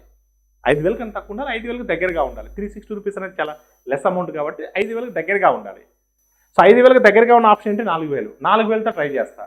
ఇప్పుడు చూడమ్మా, బీకి 4,000 ఇచ్చున్నాడంటే ఒకసారి మీరు చూడండి, బీకి 4,000 ఇచ్చున్నాడంటే అప్పుడు ఏకి ఎంత ఇచ్చి ఉండాలి? 6,000 ఇచ్చి ఉండాలి. ఇది ట్రై చేస్తున్నాను ఎందుకంటే ఆల్మోస్ట్ ఇదే ఆన్సర్ అవుతుంది. 5,000 కన్నా తక్కువ ఉన్న ఆప్షను దాని దగ్గరగా ఉండాలి. ఏకి 6,000 ఇచ్చి ఉండాలి కదా. సో మనకు డిఫరెన్స్ అనేది 360 రావాలి. చూద్దాం, ఇప్పుడు చూద్దామమ్మా. 15% కదా, 2 years కదా, 30%. దీని మీద 30% ఎంతమ్మా? 30% ఎంత వస్తుందండి? 30% అంటే 1 yearకి 15%, 2 yearsకి 30%. 30% ఎంత వస్తుందండి? 1,800 వస్తుంది. మరి బి విషయానికి వచ్చేసరికి 1 yearకి 18%, 2 years కంటే 36%. 36% ఆన్ 4,000. 1% 40, 36% అంటే 36 into 40, 36 4s are 36 2s are 72, 72 2s are 144, 1440. So difference అనేది 360 వస్తుందా రాదా? డిఫరెన్స్ అనేది 360 వస్తుందా రాదా? Yes. So your answer is what? Option C. Option C is the right answer. Question number 15. The compound interest earned by Sachin on a certain amount at the end of the 2 years at the rate of 8% per annum was 1,414.40. What was the total amount that Sachin got back at the end of 2 years? So in the form of principal plus interest earned. So Sachin 2 సంవత్సరాల చివరిలో 8% చొప్పున కొంత మొత్తంపై సంపాదించినటువంటి చక్ర వడ్డీ 1,414.40. 2 సంవత్సరాల చివరిలో సచిన్కి వచ్చినటువంటి అసలు మరియు వడ్డీ మొత్తం ఎంత? నాకు అసలు ఎంతో తెలియదండి, 100 రూపీస్ అనుకుంటున్నాను. అసలు ఎంతో తెలియదండి, చూడమ్మా, అసలు ఎంతో తెలియదు. Just I assume 100 rupees. వడ్డీ రేట్ ఎంతమ్మా? కాంపౌండ్ ఇంట్రెస్ట్ కదా, చక్ర వడ్డీ కదా. వడ్డీ రేట్ ఎంతమ్మా? 8%. 100 మీద 8% అంటే ఎంత అండి? 8. 100 మీద 8% అంటే ఎంత? 8.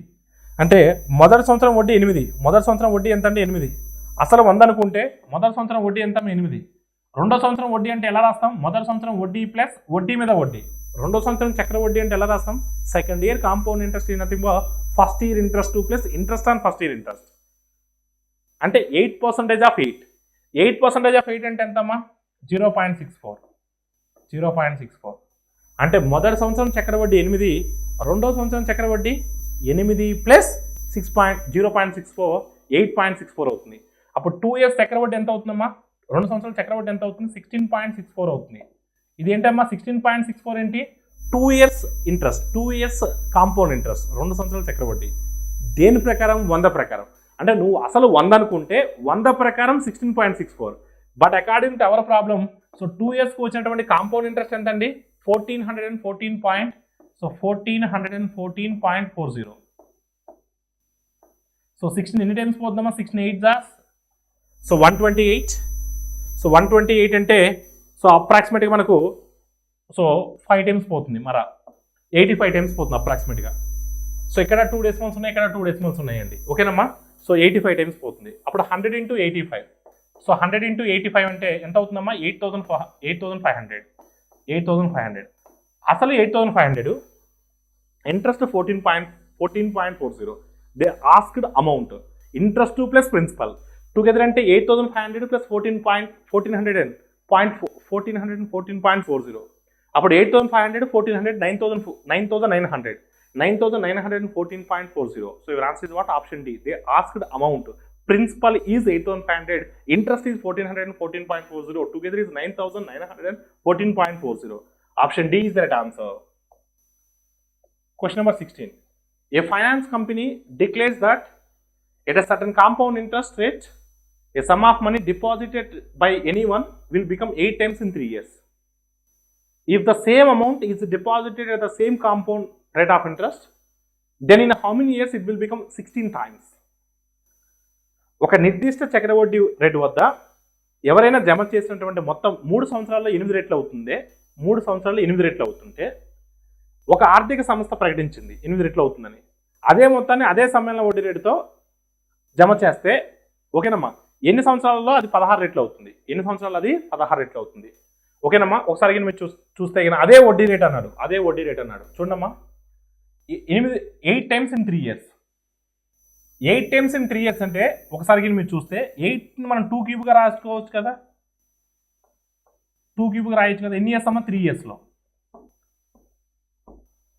అంటే బేస్ని 2గా పెడుతున్నదంటే అది ప్రతి సంవత్సరానికి డబల్ అవుతుందని అర్థం. అంతే కదా, ప్రతి సంవత్సరానికి డబల్ అవుతుందని. అంటే 100 కాస్త 200, మళ్ళీ 200 కాస్త 400, 400 కాస్త 800, అలా 3 సైకిల్స్ అంటే 100 కాస్త 800 అవుతుంది కదా. 8 నేను 2 క్యూబ్గా రాస్తున్నాను. మీరు 2 క్యూబ్గానే ఎందుకు రాసేస్తారంటే 8 మనం 2 పర్ఫెక్ట్ క్యూబ్గానే రాయగలం. 8 మరే క్యూబ్గా రాయలేము. సో మీరు క్యూబ్లోనే ఎందుకు వెళ్తున్నారు సార్ అంటే 3 సంవత్సరాలు కాబట్టి. ఓకేనండి. అది ఇప్పుడు ఎన్ని రెట్లు? 16 రెట్లు కావాలంట. 16 రెట్లు అంటే 16ని ఎలా రాయగలం? 2 4 4గా రాయగలం. ఇప్పుడు చూడండి 2 క్యూబ్ ఇన్ 3 ఇయర్స్ అంటే 2 4 4 ఇన్ 4 ఇయర్స్ అవుతుంది. అంతే కదా, 4 ఇయర్స్ అవుతుంది. 2 క్యూబ్ ఇన్ 3 ఇయర్స్ అంటే 2 4 4 ఇన్ 4 ఇయర్స్ అవుతుంది. So your answer is what? 4 years. లేదా మీరు 100 అనుకోండి. 100 కాస్త 200, 200 కాస్త 400, 400 కాస్త 800, మళ్ళీ 800 కాస్త 1600. 4 సైకిల్స్ వెళ్ళాలి కాబట్టి 4 ఇయర్స్, 4 ఇయర్స్. ఇక్కడ 3 సైకిల్స్ కాబట్టి 3 years. So your answer is what? So option A is the right answer. Question number 17. HCF and LCM of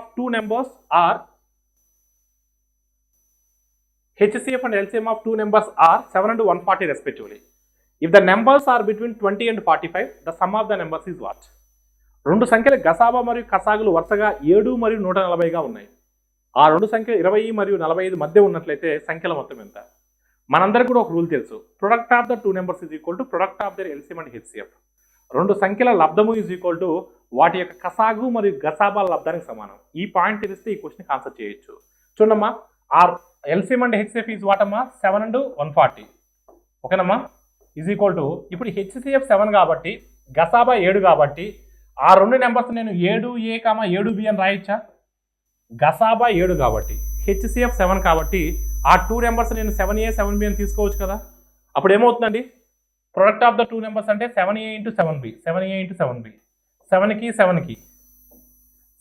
20 times అంటే AB ఈజ్ ఈక్వల్ టు 20 కాబట్టి 20 నేను 5 ఇంటూ 4 రాయొచ్చా? 20 నేను 5 ఇంటూ 4 రాయొచ్చా? రాయొచ్చు. ఎందుకంటే అవి 20 45 మధ్యలోనే ఉండాలి కాబట్టి దగ్గరగా ఉండాలి. అప్పుడు 7A ఏమవుతుందండి? ఏ 5 తీసుకుంటే 7A 35 అవుతుంది. 7 4 జాస్ ఎంత? 28 అవుతుంది. ఇప్పుడు చూడండి ఈ 28 35 అనేవి 20కి 45కి మధ్యలోనే ఉన్నాయి కదా. ఎస్. అడిగిన క్వశ్చన్ ఏంటంటే ఆ సంఖ్యల మొత్తం ఎంత? 35 plus 28. So 38 plus 28, 35 plus 28 63. So your answer is what? 63. Option C is the right answer. Question number 18. The greatest number which when subtracted from 5834, so gives a number exactly divisible by each of 20, 28, 32 and 35 is what? 5834 నుండి ఏ పెద్ద సంఖ్యను తీసివేసినప్పుడు 20, 28, 32 మరియు 35 చే ఖచ్చితంగా విభజించబడుతుంది. అంటే 5834 నుంచి ఏ అతిపెద్ద సంఖ్యను మనం తీసివేసినట్లయితే వచ్చినటువంటి రిజల్టెంట్ నెంబర్ అనేది ఈ నెంబర్లచే ఖచ్చితంగా సో విభజించబడుతుంది. ఓకేనమ్మా. సో ప్రతిదాన్ని చెక్ చేయలేం కదా. 20తో పోతుందా లేదా, అదేవిధంగా 28తో పోతుందా లేదా, అదేవిధంగా 32తో పోతుందా లేదా, లేదా 35తో పోతుందా లేదా, ప్రతిదానితో మనం చెక్ చేయలేం. అందుకని ఇలా సెట్ ఆఫ్ నెంబర్స్ ఇచ్చినప్పుడు ప్రతిదానితో చెక్ చేయలేం కాబట్టి వీటికి LCM ఫైండ్ అవుట్ చేయండి. అప్పుడు LCMతో చెక్ చేస్తే సరిపోతుంది. వీటికి ఏం ఫైండ్ అవుట్ చేస్తారు? LCM. కసాగు ఫైండ్ అవుట్ చేయండి. ఓకేనమ్మా, కసాగు ఫైండ్ అవుట్ చేయండి. ఇప్పుడు 20, 28 ఏ టేబుల్లో క్యాన్సిల్ అవుతాయండి? 4 టేబుల్లో క్యాన్సిల్ అవుతాయి. స్మాలెస్ట్ నెంబర్ 5 టైమ్స్ పోతుంది. 28 5 టైమ్స్ ఎంతండి? 140. 20కి 28కి ఎల్సిఎం ఎంతమ్మా? 140. ఇప్పుడు 32 తీసుకోండి. ఏ టేబుల్లో క్యాన్సిల్ అవుతాయండి? మనకి ఏ టేబుల్లో మ్యాక్సిమం క్యాన్సిల్ అవుతాయి? 4 టేబుల్లో క్యాన్సిల్ అవుతాయి. స్మాలెస్ట్ నెంబర్ 8 టైమ్స్ పోతుంది. 148 టైమ్స్ 148 టైమ్స్ 14 8 జాస్ 112 కదా, అంటే 1120. మళ్ళీ 35 చేయక్కర్లేదు, ఎందుకంటే 35 టేబుల్లో 1120 క్యాన్సిల్ అవుతుంది. సో 35 టేబుల్లో క్యాన్సిల్ అవుతుంది. కాలం చెక్ చేసుకోండి. 35 3 టైమ్స్ అంటే 105, రిమైండర్ 70. సో 35 2 టైమ్స్, 35 చేయక్కర్లేదు, అంటే LCM 1120.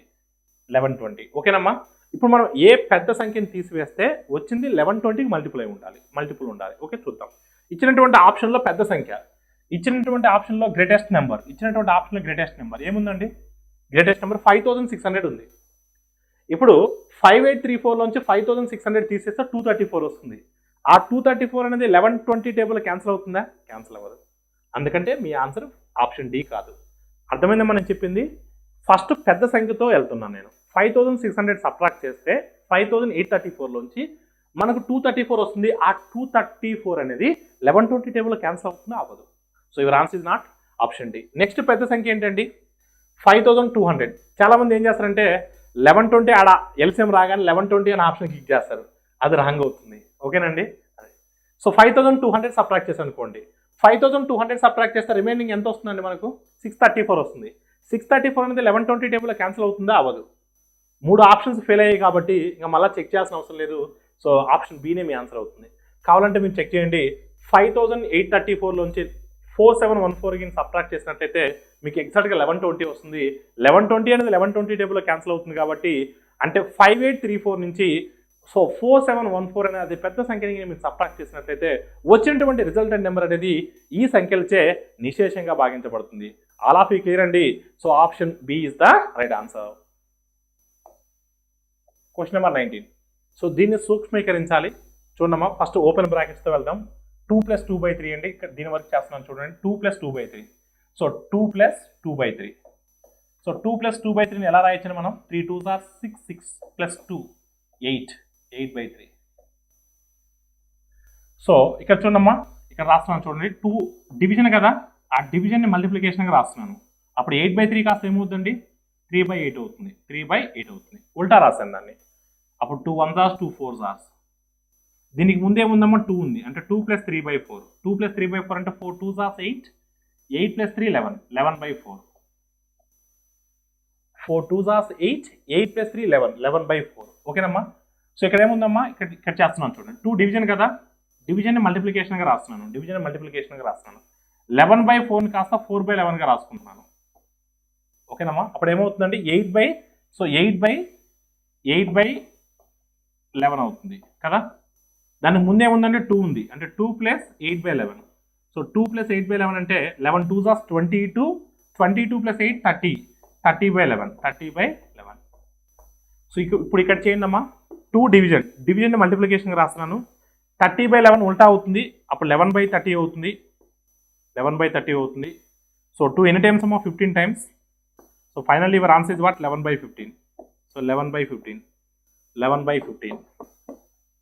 So your answer is what? None of these. ఏది కాదు అనేది కూడా రైట్ ఆన్సర్ అవుతుంది. Option D is the right answer. Question number 20. Balu purchased 30 kg of rice at 17.50 per kg and another 30 kg at a certain rate. He mixed 2 and sold the entire quantity at 18.60 rupees per kg and made 20% overall profit. At what price per kg did he purchase that lot of another 30 kg rice? So Balu 30 కిలోల బియ్యాన్ని కిలోకి 17 చొప్పున కొన్నాడు. మరో 30 కిలోల బియ్యాన్ని కొంత ధర చొప్పున కొన్నాడు. ఆ రెండింటిని కలిపి మొత్తం మిశ్రమాన్ని కిలోకి 18.60 చొప్పున అమ్మడం వల్ల అతనికి 20% లాభం వచ్చింది. అయితే రెండో రకం బియ్యం కేజీ ఎంత అని అడుగుతున్నాడు. ఒక రకం బియ్యం 17.5, 30 కేజీలు కలిపాడు. మరొక రకం బియ్యం కూడా 30 కేజీలే, కానీ రెండో రకం బియ్యం ఎంతో తెలియదు. ఆ రెండు రకాల బియ్యాన్ని కలిపి మిశ్రమాన్ని 18.60కి అమ్మాడు. అయితే రెండో రకం బియ్యం కేజీ ఎంత అని అడుగుతున్నాడు. క్వశ్చన్ అర్థమైంది కదండి. సో నేను మిక్చర్స్ అలిగేషన్ ద్వారా చేస్తున్నాను చూడండి, మిశ్రమాల ద్వారా చేస్తున్నాను. మొదటి రకం బియ్యం ఎంతండి? 17.5 కేజీ. రెండో రకం బియ్యం ఎంతో తెలియదు మనకు, రెండో రకం బియ్యం ఎంతో తెలియదు, అది మనం కనుక్కోవాలి. ఓకేనండి. సో ఫస్ట్ కేసులో 30 కేజీలే, సెకండ్ కేసులో కూడా 30 కేజీలే. అంటే క్వాంటిటీ పరిమాణాల యొక్క నిష్పత్తి 1:1. సార్ మీరు 1:1 ఎందుకు రాస్తారు సార్ అంటే, ఇక్కడ ధర తీసుకుంటే ఇక్కడ పరిమాణం వస్తుంది, ఇక్కడ ప్రైస్ తీసుకుంటే ఇక్కడ క్వాంటిటీ వస్తుంది. మనకు మొదటి కేసులో 30 కేజీలే, రెండో రకం బియ్యం కూడా 30 కేజీలే. 30:30 అంటే 1:1గా. ఆల్ ఆఫ్ యూ క్లియర్ అండి. అది సో మనకు ఇక్కడ ఈ మిశ్రమం విలువ తెలుసు, కానీ మిశ్రమం విలువ ఏమి ఇచ్చినాడు, 18.60కు విక్రయించిన అన్నాడు. అంటే అమ్మినా అర్థం. హీ సోల్డ్ అన్నాడు, అంటే మనకు సెల్లింగ్ ప్రైస్ ఇచ్చినాడు. కానీ మనం మిశ్రమాలు అప్లై చేయాలి అంటే, మిక్చర్స్ ఆర్ ఎలిగేషన్స్ అప్లై చేయాలి అంటే ఈ 3 అనేవి సిమిలర్ యూనిట్స్లో ఉండాలి. అలా లేనప్పుడు కన్వర్ట్ చేసుకోవాలని చెప్పాను. కన్వర్ట్ చేసుకోవడానికి కావాల్సిన ఎక్స్ట్రా ఇన్ఫర్మేషన్ ఇస్తాడు అని చెప్పాను. ఇచ్చాడు కదా, లాభ శాతం ఇచ్చాడు కదా. ఇప్పుడు మనకు అమ్మిన వేల తెలుసు, లాభ శాతం తెలుసు, ఈ రెండింటి నుంచి కొన్న వేల కనుక్కోవచ్చు కదా. సెల్లింగ్ ప్రైస్ తెలుసు, ప్రాఫిట్ పర్సెంట్ తెలుసు, అప్పుడు కాస్ట్ ప్రైస్ వస్తుంది కదా. 20% ప్రాఫిట్ అంటే దాన్ని మనం ఎలా రాయొచ్చమ్మా, 120% అని రాయొచ్చు. 120% of CP will be equal to ఎంత అండి, 18.6. ఇప్పుడు మనకు కావాల్సింది ఏంటంటే 100% ఎంత, 100% వాల్యూ ఎంత. సో 100% వాల్యూ ఎంత. ఇప్పుడు 20 టేబుల్కి మీరు క్యాన్సిల్ చేసినట్లయితే 26 hours 25 టైమ్స్. సో 6 టేబుల్ ఎన్ని టైమ్స్ పోతుందండి, 6 3s are 6 1s are 3.1 times. అప్పుడు 5 into 3.1 అంటే, సో 5 into 3.1 అంటే ఎంత వస్తుందండి, 15.5 వస్తుంది. ఇప్పుడు కొన్నవేల ఎంత అండి, 15.5. కొన్నవేల ఎంత అండి, 15.5. ఇప్పుడు చూడమ్మా, 17.50కి 15.50కి డిఫరెన్స్ ఎంత అండి, 2. అంతే కదా. 17.50కి 15.50కి డిఫరెన్స్ ఎంత, 2. అంటే 1 part అంటే 2 అండి, 1 part అంటే 2. 1 part 2 అంటే మరి ఇక్కడ కూడా 1 part 2 అవ్వాలి కదా. మరి ఇక్కడ 2 రావాలి అంటే, ఇక్కడ 2 రావాలి అంటే 15.50 నుంచి 2ని సబ్ట్రాక్ట్ చేస్తే ఎంత, 13.5. అంటే రెండో రకం బియ్యం కేజీ ఎంత అంటే 13.5. So your answer is what, option D. Option D is the right answer. Question number 21. An accountant calculated profit to be 25% at the end of financial year.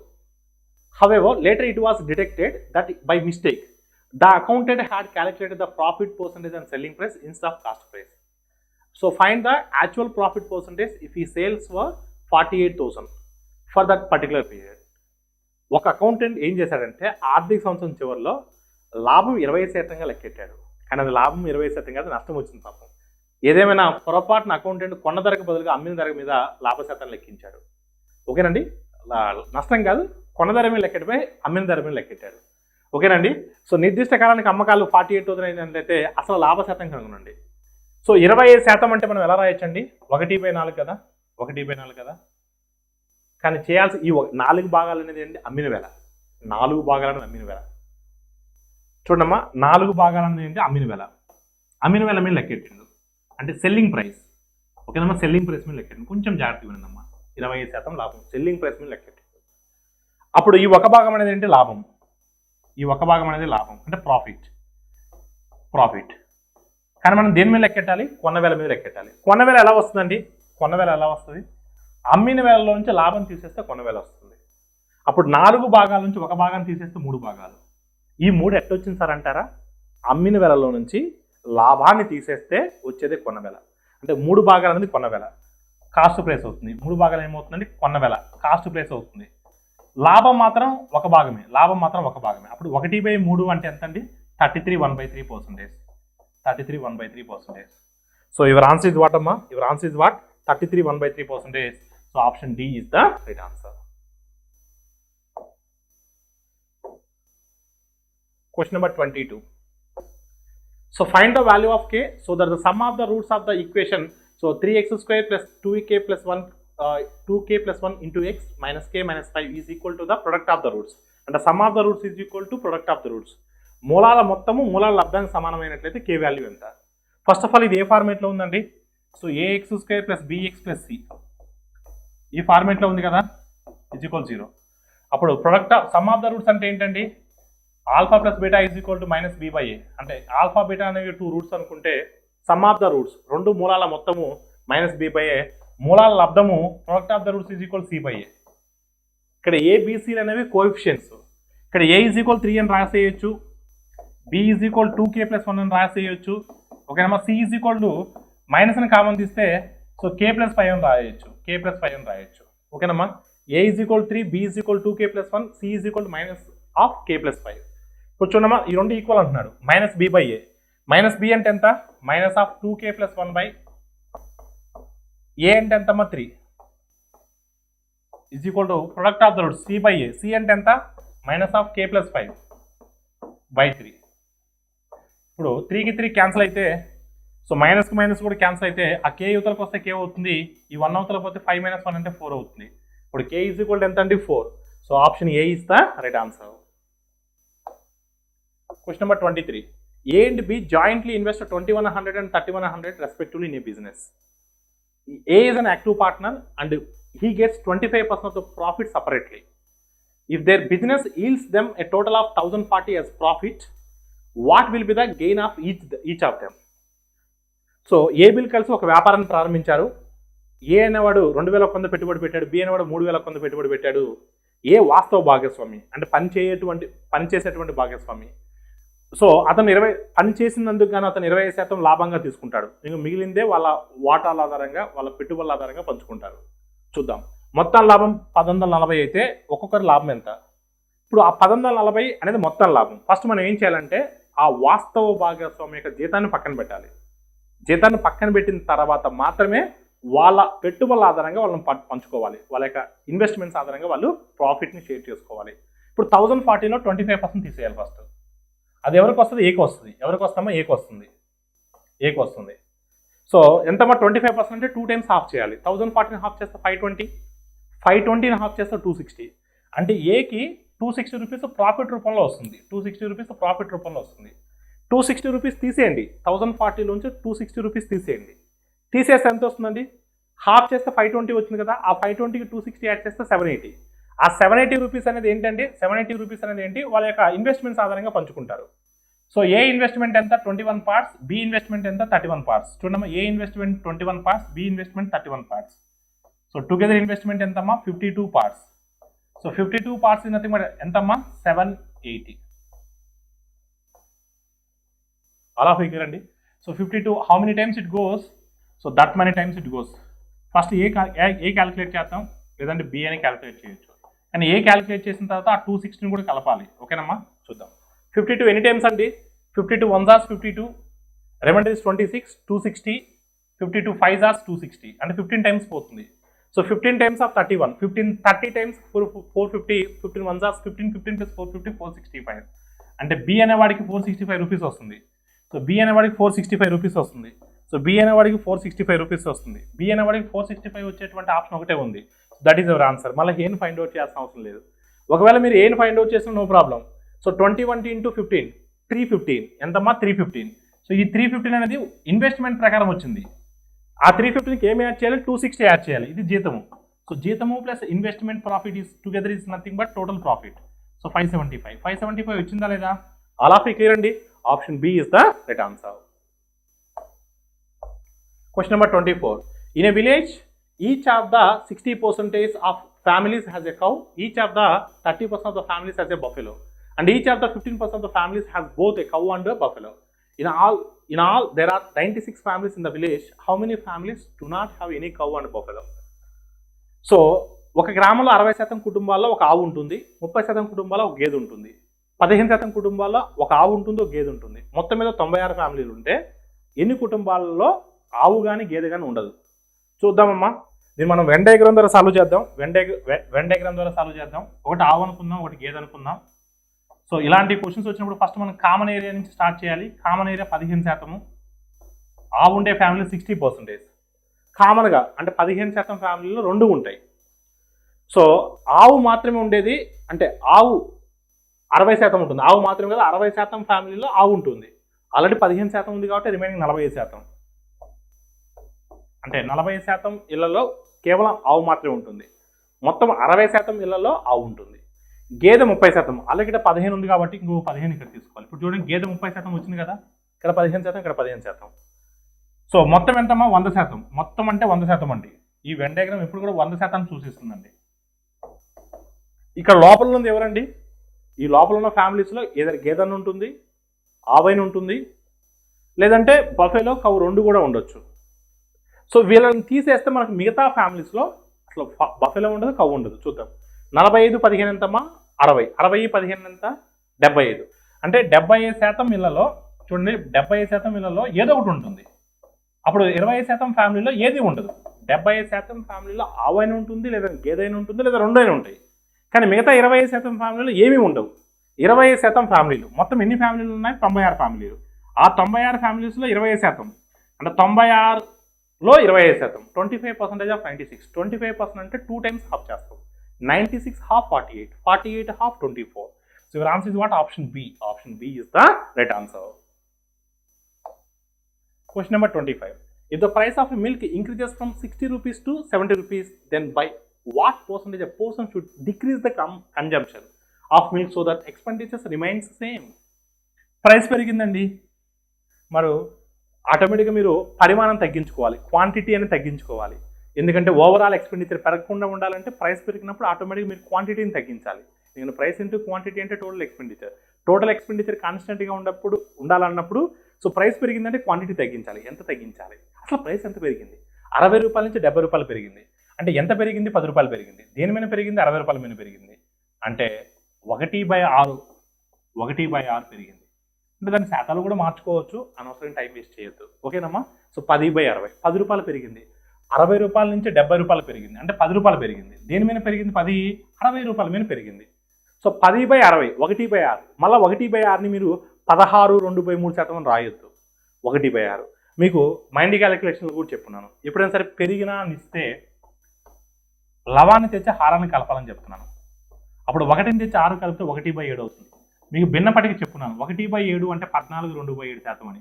అంటే ప్రైసు అంటే ధర 1/6 వంతు పెరిగితే మీరు పరిమాణం 1/7 వంతు తగ్గించుకోవాలి.